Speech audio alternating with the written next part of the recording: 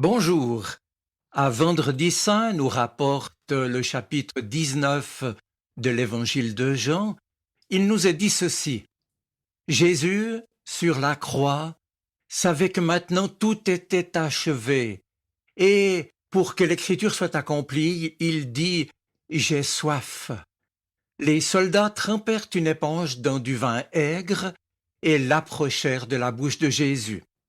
Jésus prit le vin aigre, puis il dit « Tout est achevé ».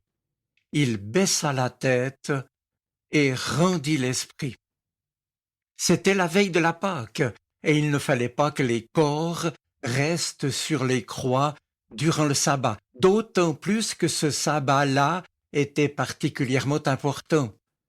Les autorités juives demandèrent donc à Pilate de faire briser les jambes des crucifiés et de faire enlever les corps. Les soldats vinrent briser les jambes du premier condamné mis en croix en même temps que Jésus, puis du second. Mais quand ils arrivèrent à Jésus, ils virent qu'il était déjà mort. Ils ne lui brisèrent donc pas les jambes. Mais un des soldats lui perça le côté avec sa lance, et aussitôt il en sortit du sang et de l'eau. Celui qui a vu cela en a rendu témoignage, et son témoignage est vrai. Il sait qu'il dit la vérité, afin que vous aussi vous croyiez.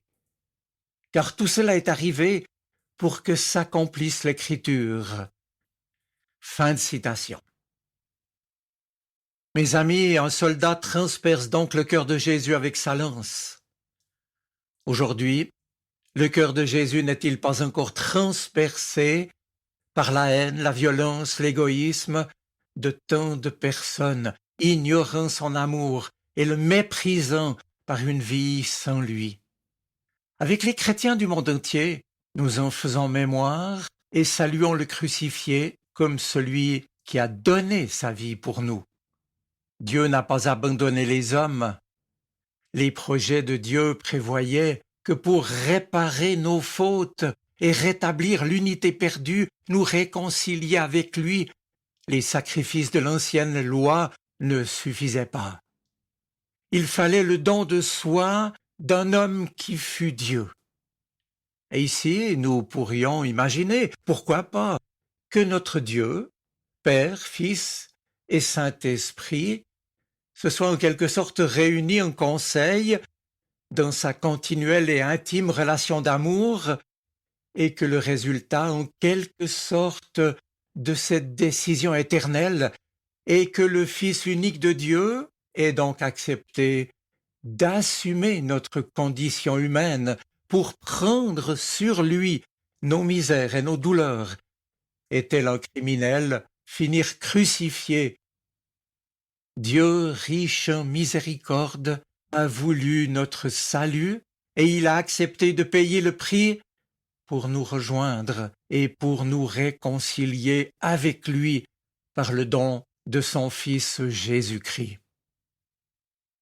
Tout au long des 3 années que les disciples ont vécu avec lui, ils l'entendirent répéter inlassablement que sa nourriture était de faire la volonté de celui qui l'avait envoyé, jusqu'à ce que dans le milieu de l'après-midi de ce fameux vendredi, son sacrifice soit achevé.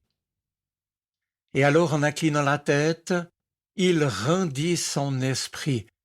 C'est en effet par ces mots que l'évangéliste Jean nous décrit la mort de Jésus de Nazareth, le Christ, le Messie.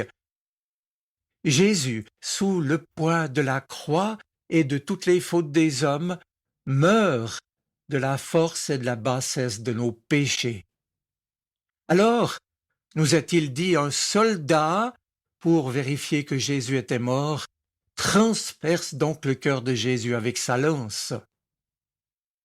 Parler du cœur de l'homme, c'est parler de ce qui est intérieurement au plus profond de nous-mêmes.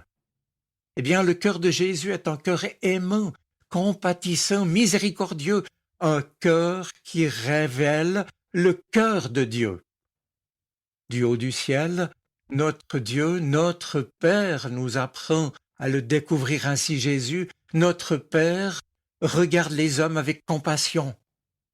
Et comme un chrétien a si bien su le dire, je le cite, « Dieu nous appelle pour que nous revenions à son cœur. » L'apôtre Paul, quant à lui, écrivant aux Romains, nous aide à prendre conscience de l'étendue de l'amour de Dieu.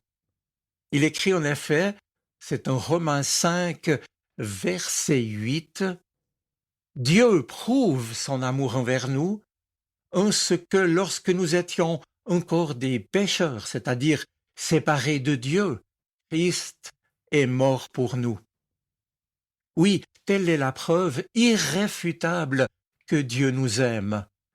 Le Christ est mort pour nous sur la croix, afin de nous réconcilier avec son Père et faire de nous des fils et des filles adoptifs. En fait, mes amis, ce mystère de l'amour de Dieu pour nous constitue l'essentiel de notre spiritualité chrétienne, à savoir qu'être chrétien n'est possible qu'en ayant le regard tourné vers la croix de celui qui s'est donné lui-même, prenant ainsi notre place pour prix de nos fautes. Le Christ est venu non pas nous condamner ou nous anéantir, mais pour nous relever et nous faire vivre. C'est le choix que Dieu a fait pour nous et pour nous montrer combien il nous aimait. Par ce choix, par ailleurs, il nous indique à nous aussi maintenant un chemin qui passera par la mort, mais qui nous ouvrira à la vie avec lui. Dieu nous a donné et nous donne ce qu'il a de plus précieux, son Fils. Dans la mort de Jésus se trouve toute la promesse de Dieu, ce qui me fait dire à moi personnellement lorsque je trouve parfois la vie difficile, quand j'ai tendance à baisser les bras et à essayer de résoudre mes problèmes tout seul, « Seigneur, toi qui t'es donné pour moi, aide-moi à me tourner vers toi et à me rapprocher de toi. » Aujourd'hui, alors que tout est accompli, ou comme dit l'évangile de Jean, que tout est achevé, Jésus murmure à nos cœurs, murmure à ton cœur. Et toi, m'aimes-tu? Oui, comment pouvons-nous montrer notre amour pour Jésus en ce jour où nous faisons mémoire de son amour infini pour nous? Eh bien, chacun de trouver sa manière. En fait, Jésus, je pourrais le dire, se satisfait du peu que nous lui donnons, pourvu que ce soit avec authenticité, avec vérité. Que ce soit quelques minutes en sa compagnie, dans la prière et la lecture de l'Écriture chaque jour, un acte de charité, une visite à un malade ou à un prisonnier, une attention envers notre conjoint, nos enfants, nos parents, faire la paix avec une personne à qui nous n'avons pas adressé la parole depuis des mois peut-être, que sais-je. Le Seigneur ne détruit pas notre liberté, puisque c'est lui qui nous a rendus libres. C'est pourquoi il ne veut pas de réponse forcée, mais il attend de nous des décisions qui sortent de l'intimité de notre cœur. Et il attend de nous, chrétiens, que nous vivions de telle manière que ceux qui nous connaissent perçoivent, au-delà de nos propres misères, de nos erreurs, de nos défauts, de nos déficiences, quelque chose de l'écho du drame d'amour dont le dernier acte s'est joué sur la croix. Jésus a enseigné qu'il était venu, dit littéralement l'Évangile, pour donner sa vie en rançon pour beaucoup de gens, et que personne ne lui prenait sa vie à lui, Jésus, mais qu'il la donnait de lui-même. La mort de Jésus est alors source d'une espérance pour tous, pour moi, pour toi aussi. Pourquoi? Parce que celui ou celle qui souffre ou qui est victime de l'injustice voit Dieu partager son sort. Celui ou celle qui se sent coupable a désormais la possibilité d'être racheté par Jésus, d'être pardonnés en vue d'une vie nouvelle.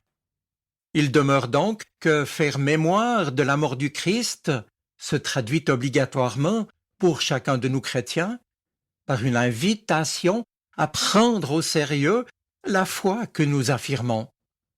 Ce que les chrétiens appellent la semaine sainte ne peut donc pas être une parenthèse sacrée, elle doit être une occasion de pénétrer dans la profondeur de l'amour de Dieu, je dirais même du mystère trinitaire de l'amour de Dieu, pour pouvoir ainsi, par notre parole et par nos actes, le montrer à ceux qui nous entourent et auprès desquels le Seigneur nous a établis ses témoins. Tout ce que nous avons, nous l'avons reçu de Dieu pour être, comme dit l'Évangile, du sel qui donne la saveur, de la lumière qui porte aux hommes cette joyeuse nouvelle que Dieu est un Père aimant, sans mesure. Le chrétien est sel et lumière du monde parce qu'il rend témoignage de l'amour de Dieu, et il le fait par sa vie. Je vous souhaite d'y penser sérieusement, mes amis. Soyez bénis. Amen. Sa parole résonne dans mon cœur. Elle est vivante, elle parle. Elle m'aide à choisir, m'illumine. Elle est vivante, elle est poignante, elle touche mon cœur.